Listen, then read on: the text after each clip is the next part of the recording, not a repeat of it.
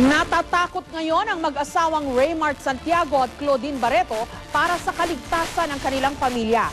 Pinagbantaan kasi sila nina Erwin, Rafi at Ben Tulfo na kababatang kapatid ni Ramon Tulfo na nakabugbugan nina Raymart at Claudine sa airport noong linggo. Hanggang ngayon wala pang ebidensyang magpapakita kung sino ang naunang nanuntok. Ang mga CCTV camera sa airport na inaasahan sanang nakakuha ng video ng buong insidente, sira pala. May report si Cara David. Maga pa rin ang hita ng aktres na si Claudine Barreto nang bisitahin siya ng GMA News at ang kanyang mister na si Raymart Santiago sa kanilang bahay sa Quezon City. Paika-ika si Claudine, iniinda pa rin ang sakit mula sa pagkakatadyak umano sa kanya ng kolumnistang si Ramon Tulfo. Patuloy pa rin daw na pinag-aaralan ng kampo ng mag-asawa ang paghahain ng kaso laban sa kolumnista. Pero sa ngayon, mas nababahala raw sina Raymart at Claudine sa kanilang seguridad at ng kanilang pamilya. Iyan ay makaraan nilang mapanood ang tila pagbabanta at paghahamon sa kanila ng magkakapatid na Ben, Rafi at Erwin Tulfo sa programa nila sa TV5. Hindi natin maalis ang mararamdaman natin na takot, di ba, sa pagbabanta sa amin ng asawa ko at ng mga anak ko. Di ba, hindi pa rin ng mga anak ko. Hindi naman po kami sanay sa mga ganong threat. Ayon kay Raymart, bagaman ayaw raw niyang patulan ang Tulfo brothers, hindi niya raw maiwasang matakot para sa kaligtasan ng kanyang mag-iina. Di ba sinasabi niya na yung pamilya daw nila na hindi daw nananakit ng babae. At paiba-iba rin sila ng statement eh. Hindi daw sila nananakit, pero sinabi dun nila sa TV, dun sa show nila na pag magkita kami, mag-ingat, sasaktan daw niya ako kahit yung asawa mo. Hindi rin naman daw gusto ni Raymart na saktan ang isang nakatatanda. Nagsasorry po ako kay Mon dahil tinuro po sa akin ng magulang ko na gumalang ako sa matatanda. Pero siya po nauna eh. Siya po una nanuntok, tinanong ko po siya ng husay. Nagpo pa ako eh. Ano po yung ginagawa niyo? At bigla na lang po niya akong sinuntok. Sipain yung asawa mo sa harapan mo. At wala kang gagawin. Hindi normal. Sa akin po, hindi normal yun. Yung ginawa ko po, pinrotektahan ko ang asawa ko. Kanina dumulog sa grupong Gabriela ang mag-asawang Claudine at Raymart. Tinanggap naman sila ng grupo at handa raw silang suportahan. Itinanggi naman ni Raymart ang pahayag ni Mon Tulfo na kakilala raw nila ang eyewitness na si Ana na lumantad sa GMA News kahapon at direktang itinuro ang kolumnista na siyang nagpasimula ng gulo. Tagpi-tagpi pa rin ang kwento sa nangyaring away sa NAIA Terminal 3. Binalikan ng GMA News ang pinangyarihan ng insidente. Aming nadiskubre na nag-iisa lamang at sira pa ang CCTV camera na naroon. Ang camera sa may carousel o baggage area, sira rin. So we have to go through negotiations with prospective contractors who would like to undertake the project, the 23 systems completion works. No? So, ito na nga, offshoot niyan, yung signing na nung last March nila Secretary Takenaka in Japan. So, now they're negotiating na kung paano na umpisahan. And the CCTV system is actually the top priority in the 23 completion works. Nakialam na rin sa issue ang ilang senador na dismayado sa mga palyadong CCTV. May budget naman daw na inilalaan sa mga airport. To the rescue naman si DOTC Secretary Mar Rojas, hindi naman daw araw-araw ay may gulo sa airport. Terminal 3 is secure against terrorism, is against drugs. Yung bad behavior, hindi kami nakatuon dyan. Napupuna rin ngayon ang kakayahan ng mga airport security na tumugon kapag may gulo sa loob ng terminal. Una nang inirereklamo ni Tulfo na hindi raw marunong umawat ang mga airport police at security personnel. Ipinagtanggol naman agad ng MIA ang kanilang mga tauhan. Sa YouTube video ng riot, makikitang umaawat ang ilang guard sa grupo ni na Santiago. Pero puna ng isang security at VIP protection consultant, nakatayo lang daw ang ilang security personnel habang nagkakagulo.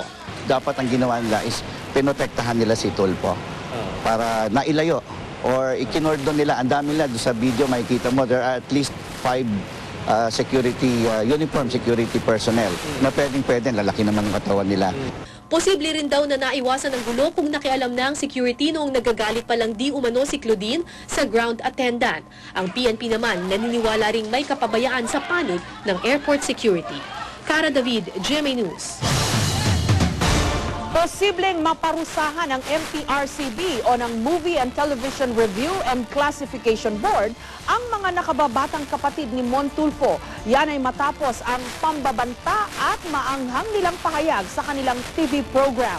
Pagtitiyak naman ng TV5, hindi raw nila kukonsintihin ang nangyari at tutugunan daw nila ang anilay lapse in judgment ng magkakapatid. May report si Ian Cruz. Palaban at matapang imahe ng magkakapatid na Tulfo. Kaya naman, inabangan ang reaksyon ng mga nakababatang kapatid ni Mon Tulfo sa nangyari sa NAIA noong linggo sa kanilang programang T3. Naglabas ng loob si Rafi, Erwin at Ben Tulfo sa nangyari sa kanilang kuya. Ang ibang pahayag, may tono ng pagbabanta sa mag-asawang Raymart Santiago at Claudine Barreto. Ayon kay Rafi, huwag daw sana mag-cruise ang landas nila at ng mag-asawa. Si Erwin naman, sinabing hindi pa sila tapos kay Raymart at baka raw pati si Claudine ay tamaan sa kanya. Hinamo naman ni Ben Tulfo ng one-on-one ng aktor. Ang Movie and Television Review and Classification Board o MTRCB nakakita ng sapat na basihan para parusahan ang naturang programa at pagtitiyak naman ng KBP, agad sila mag-iimbestiga at ipapatawag din ang magkakapatid na host ng T3. Ang TV5 naman kung saan pinapalabas ang programa, tiniyak na hindi scripted ang pahayag ng mga Tulfo. Bagamat naiintindihan daw ng network na emosyon ng umiral sa mga host, hindi raw nila ito kukonsintihin. Tutugunan din daw nila ang annual lapse in judgment ng magkakapatid. Sa ulat naman ng PEP.PH, humingi na raw ng paumanhin ang magkakapatid na Tulfo sa radyo. Si Mon Tulfo, bagamat naiintindihan daw ang naging reaksyon ng kanyang mga kapatid, ay hindi rin daw ito nagustuhan. Nangingilid yung luha nila, mga kapatid ko. Lalo na nakikita nila ng video. Pinaaral ko sila. Ako yung naging pangalawang ama nila. Pero maling-mali yung ginawa nila. Bakit sir? Yung ganti-gantihan na lumang batas na yan. Batas ni Moses, an eye for an eye, a tooth for a tooth. Lumang batas na yan. Bakit hindi na lang yung batas ni Jesus of Nazareth na pag tinamaan ka sa kanan, ibigay mo yung kaliwang pisngi mo. Inabisuhan na rin daw siya ng mga abogadong huwag nang magsalita tungkol sa issue. Pero nais daw niyang pasinungalingan ang mga pahayag ni Ana, ang babaeng eksklusibong nakapanayam ng GMA News kahapon na nagsabing siya ang naunang nanakit. Ana, alam mo, alam kong mga kaibigan mo, si Raymart at Claudine, at magkasama kayo sa Boracay. Huwag naman ganon. Alam naman ninyo na, alam mo naman na kung ano yung tunay na pangyayari. Huwag naman babaliktarin mo. Pero sagot ni Ana, hindi siya pakawala ng kampo ni Claudine at Raymart. Hindi nga raw niya kilala ang mga ito. Samantala, nanindigan naman si Tulfo na hindi niya sinadyang sipain si Claudine. Hindi rin daw siya ang unang nanakit. Panangga ko yung pa ko. Yung pa ako. Nakikita niyo sa video na kasama siya na pumapalo sa akin na maaaring natamaan ko siya nung nakaandun ako sa simyento. Ganito rin ang pahayag niya kahapon sa panayam ng 24 oras.